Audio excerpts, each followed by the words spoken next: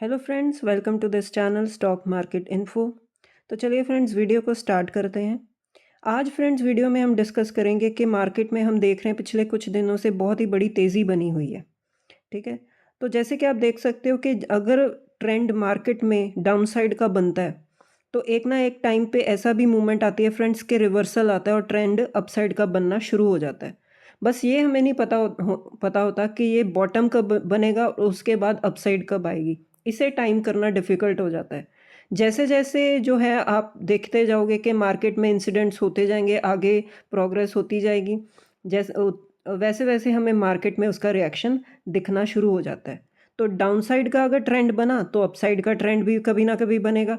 तो ऐसा ही हम मार्केट में देख रहे हैं कि मार्केट में जो है डाउनसाइड का ट्रेंड अगर बना तो अपसाइड का ट्रेंड कैसे बना फ्रेंड्स, क्योंकि क्रूड ऑयल जैसे कि आप देख सकते हो कि अब 72 के आसपास ट्रेड कर रहा है। जो क्रूड ऑयल 100 के पार चला गया था, तो इतना ज़्यादा जो आप कह सकते हो शार्प करेक्शन आया क्रूड ऑयल में, जिसकी वजह से हम देख सकते हैं कि जो मार्केट में एक अच्छी तेज़ी बनी। तो अगर आप चार्ट पैटर्न भी देखो क्रूड ऑयल का, कि क्रूड ऑयल कहाँ पर चल रहा था, जो 60-75 के बीच में ही चलता था। क्रूड ऑयल के फ्रेंड्स बेसिक रेंज यही होती है, 60-75 के बीच में ही ट्रेड करता है। वॉर शुरू हुई तो ये 120 के आसपास चला गया था। जैसे कि आप देख सकते हो कि जैसे-जैसे अब चीज़ें ठीक हो चुकी हैं, ठीक हो रही हैं धीरे-धीरे, क्रूड ऑयल सेफली पास हो रहा है हॉर्मोज़ से, तो क्रूड ऑयल पुराने अपने जो प्री वॉर लेवल पर आ चुका है, ट्रेड कर रहा है 72 के आसपास। तो यही एक रीज़न है, जो बेसिक रीज़न है जिसकी वजह से हम देख सकते हैं कि मार्केट में एक अच्छी तेज़ी बनती हमें दिख रही है। जैसे कि आप देख सकते हो निफ्टी 50 का चार्ट आप देख सकते हो कि पहले 24,000 के आसपास जो था ऊपर ट्रेड कर रहा था। अब एक उसके पास 23,000 के आसपास आया था जब वॉर शुरू हुई थी। तो अब उसमें एक अच्छी रिवर्सल बना, एक अपसाइड का पैटर्न बना और निफ्टी 50 में हमने एक अच्छी तेज़ी देखी। तो ये फ्रेंड्स तेज़ी क्यों आई है? क्योंकि बहुत सारी कंपनीज़ ने, सेक्टर्स ने बीच में कंट्रीब्यूट किया होगा। तो सबसे पहले फ्रेंड्स रिलायंस इंडस्ट्रीज़ जो डायरेक्टली इम्पैक्ट हुई क्रूड ऑयल के बढ़ने से। ओएमसी वाली कंपनी है, बहुत बड़ी कंपनी है, इनका मेजर बिज़नेस जो ऑयल एंड गैस था बहुत बड़ी तरीके से नेगेटिवली इम्पैक्ट हुआ। तो हम देख सकते हैं कि ये जो शेयर था बहुत ही बुरी तरीके से क्रैश हुआ था, 1300 के भी नीचे चला गया। तो अब धीरे-धीरे ये ऊपर आ रहा है। तो आज भी आप देख सकते हो कि रिलायंस में एक अच्छी तेज़ी बनी हुई है और रिलायंस का वेटेज आपको पता ही है कि बहुत बड़ा वेटेज है इंडेक्स में।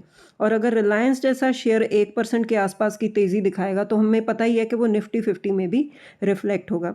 सेम वे फ्रेंड्स और भी ओएमसी कंपनीज़ जो मार्केट में लिस्टेड हैं, जैसे कि आप देख सकते हो एचपीसीएल पिछले 5 दिन में 3% से ज़्यादा की तेज़ी दिखा दी है। बीपीसीएल ने भी एक अच्छी तेज़ी, एक अच्छा मोमेंटम दिखाया वॉर के बंद होने के बाद। तो आप देख सकते हो कि ओएमसीज़ कंपनीज़ का जो बहुत ही मतलब अच्छा वेटेज है इंडेक्स में, उनकी वजह से भी, उनके कंट्रीब्यूशन की वजह से भी हमने निफ्टी 50 में तेज़ी देखी। आईओसीएल भी आप देख सकते हो कि 1 महीने में 1% से ज़्यादा की तेज़ी दिखा चुका है। नेक्स्ट है फ्रेंड्स निफ्टी ऑटो को भी इग्नोर नहीं कर सकते, क्योंकि क्रूड ऑयल के बढ़ने से जो पेट्रोल डीजल के प्राइसेस इंक्रीज हुए थे उसकी वजह से भी नेगेटिव इम्पैक्ट हुआ था ऑटो सेक्टर। नो डाउट जो जीएसटी कट का हमें बेनिफिट मिला, ऑटो सेल्स के नंबर अच्छे आ रहे थे, लेकिन मार्केट हमेशा फ्यूचर को प्रिडिक्ट करके चलती है। फ्यूचर में जो था ये क्रूड ऑयल का बढ़ना इनके लिए नेगेटिव था, तो इसीलिए इस सेक्टर में भी नेगेटिविटी आई। लेकिन जब सिचुएशन रिवर्स हुई तो आप देख सकते हो कि आज की डेट में भी निफ्टी ऑटो ने एक अच्छी तेज़ी दिखाई है, क्योंकि क्रूड ऑयल 72 के आसपास अब ट्रेड कर रहा है। धीरे धीरे क्रूड ऑयल जैसे पहले आप बोल सकते हो 100 के नीचे आया, 92 के आसपास, फिर 88, अब हम देख सकते हैं 80 के नीचे भी 72 के आसपास ट्रेड कर रहा है। ठीक है। तो अगर क्रूड ऑयल में और भी ज़्यादा आप बोल सकते हो डाउन साइड आया तो और भी अच्छी तेज़ी बन सकती है। तो निफ्टी ऑटो सेक्टर का भी बहुत ही अच्छा कॉन्ट्रीब्यूशन था निफ्टी इंडेक्स में। नेक्स्ट है फ्रेंड्स निफ्टी बैंक, इसका बहुत बड़ा जो है निफ्टी फाइनेंशियल सर्विसेज का वेटेज है इंडेक्स में। इसको भी आप देख सकते हो कि निफ्टी बैंक में एक अच्छी तेज़ी बनी हुई थी काफ़ी दिनों से, उसका भी कंट्रीब्यूशन आया निफ्टी 50 में, इंडेक्स में। साइड बाय साइड हम इस चीज़ को इग्नोर बिल्कुल नहीं कर सकते, क्योंकि आरबीआई ने करेंसी को स्टेबल करने के लिए, हमारा रुपी जो था कितना डेप्रिशिएट हो चुका था और डॉलर आउटफ्लो हो रहा था बहुत ज़्यादा, तो इसको चीज़ को कम करने के लिए आरबीआई ने टाइम टू टाइम मेजर्स लिए उन्होंने डॉलर इनफ्लो को इंक्रीज़ करने के लिए टैक्स की छूट दी गवर्नमेंट बॉन्ड्स में, और भी कई मेजर्स लिए जिसको हम डिटेल में डिस्कस पहले भी कई बार वीडियोस में कर चुके हैं, जिसकी वजह से हम देख सकते हैं कि निफ्टी बैंक जो है जिसकी भी बहुत बड़ी वेटेज है इंडेक्स में, तो इस जिसको हम देख सकते हैं कि बहुत ही बड़ी तेज़ी दिखा दी निफ्टी बैंक ने, फाइनेंशियल सर्विस सेक्टर ने, जिसका हम देख सकते हैं कि हम देख रहे हैं कि निफ्टी जो इंडेक्स है कितना तेज़ भाग रहा है।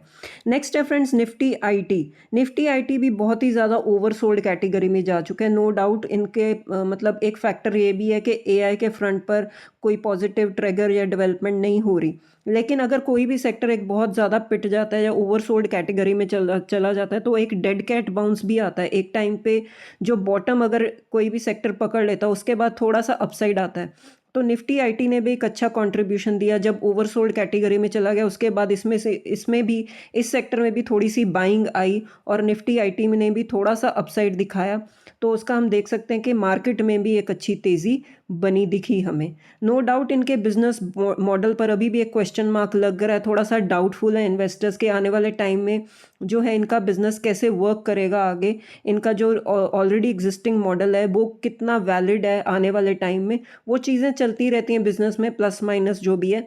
लेकिन निफ्टी आईटी भी थोड़ा सा इसने कंट्रीब्यूट किया, इसमें बाइंग हुई, थोड़ा सा अपसाइड इसने दिखाया।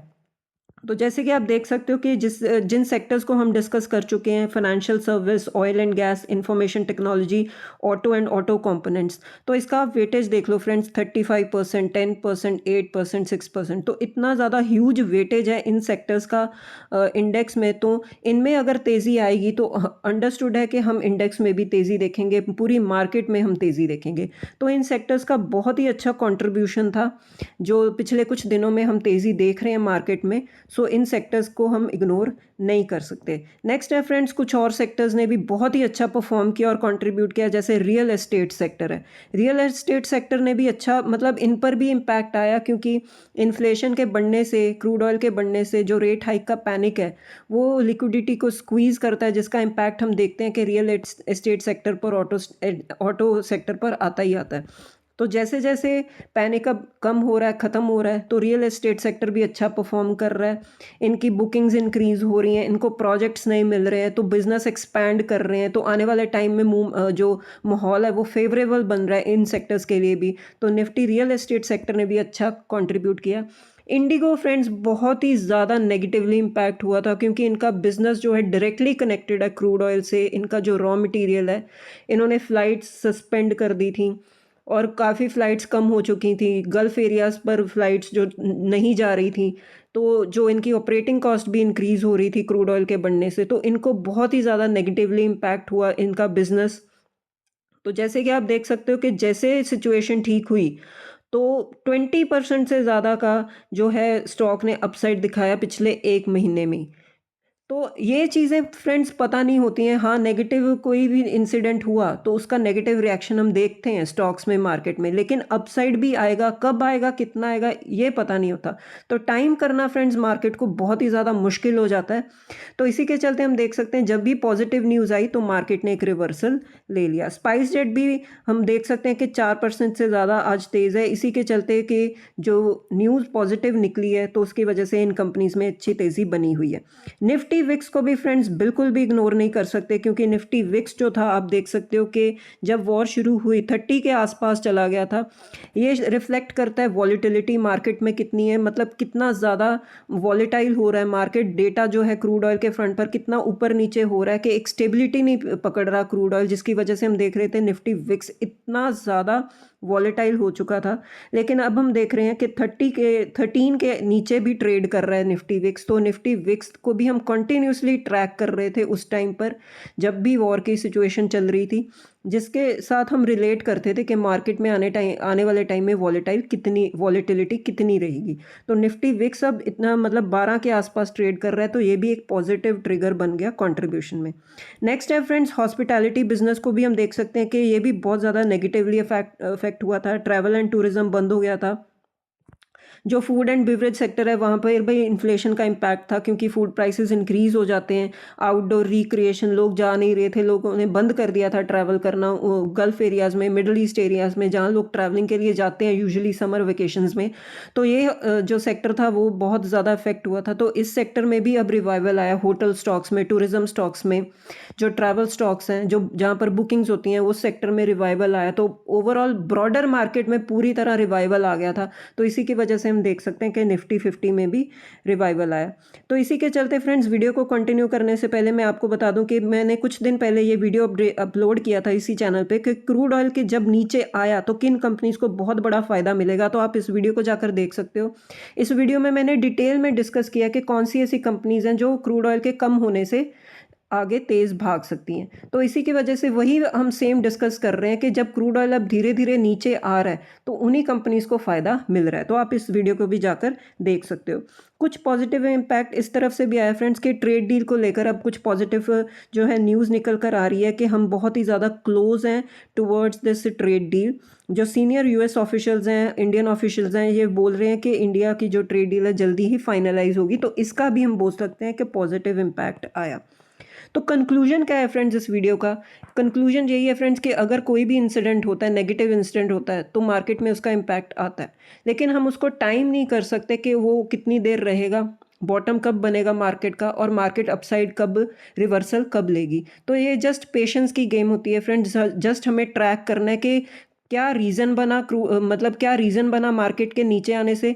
तो वही रीज़न अगर रिवर्स हो जाएगा तो मार्केट तेज़ी भी पकड़ेगी। अगर क्रूड ऑयल नीचे आया तो मार्केट में तेज़ी बनी, यही रीज़न था कि क्रूड ऑयल जब बढ़ा मार्केट में मंदी आ गई। तो कुछ हमें फ्रेंड्स बस मार्केट को ट्रैक करना पड़ता है, मार्केट को स्टडी करना पड़ता है। जब भी मार्केट नीचे आएगी कुछ रीजंस होंगे, but reasons her bar different होंगे, और जब मार्केट तेज़ होगी तब भी रीजंस होंगे, तो रीजंस डिफरेंट बनेंगे। जस्ट मार्केट को स्टडी करते रहिए फ्रेंड्स, तभी हमें पता चलेगा कि कैसे किन शेयर्स में मंदी आई है तो किन शेयर्स में तेज़ी आएगी। तो ठीक है फ्रेंड्स, इस वीडियो में इतना ही। अगर आपको वीडियो अच्छा लगा हो तो वीडियो को लाइक कीजिए, शेयर कीजिए और चैनल को भी सब्सक्राइब कीजिए। मिलते हैं नेक्स्ट वीडियो में। Till then bye bye.